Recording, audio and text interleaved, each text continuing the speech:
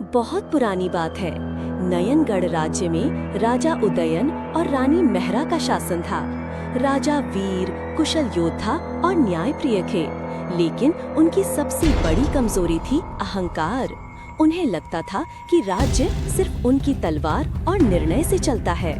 रानी मेहरा शांत स्वभाव की थीं, कम बोलती, अधिक सोचती।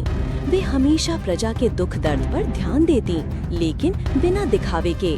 राजा को लगता ये रानी क्या करेगी, ना तो युद्ध जानती है, ना ही राजनीति, बस मंदिर जाती है और प्रजा से मिलती है।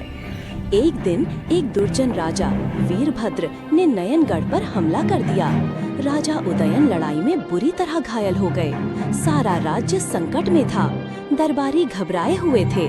तब रानी मेहर ने सिंहासन संभाला, बिना ताज पहने, बिना घोषणा किए।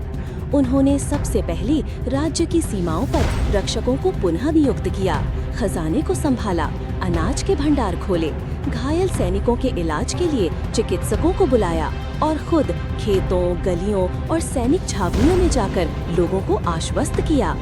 उन्होंने वीरभद्र को एक संदेश भिजवाया, अगर तुम्हें लड़ाई ही चाहिए तो मुझे बुलाओ, लेकिन याद रखना, एक रानी की शक्ति उसकी तलवार नहीं, उसका मन होता है। वीरभद्र ने इसे मजाक समझा और अगला हमला किया, लेकिन इस बार सेना न केवल तैयार थी, बल्कि प्रजा भी रानी के साथ थी। युद्ध हुआ। रानी की योजना और जनता के समर्पण से नयनगढ़ जीत गया। जब राजा उदयन ठीक हुए तो उन्होंने देखा, राज्य पहले से ज्यादा संगठित है, लोग खुश हैं और हर कोई रानी की जय जयकार कर रहा है। राजा उदयन ने पहली बार रानी से विनम्र होकर कहा, मैंने हमेशा सोचा राजा ही राज्य का आधार होता है, पर आज जान पाया हूँ, जब रानी चुपचाप जागे तो राज्य जाग उठता है।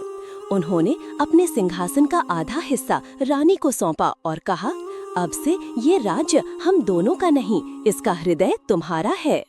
ऐसी ही कहानी सुनाने के लिए हमारे चैनल को सब्सक्राइब कर लो।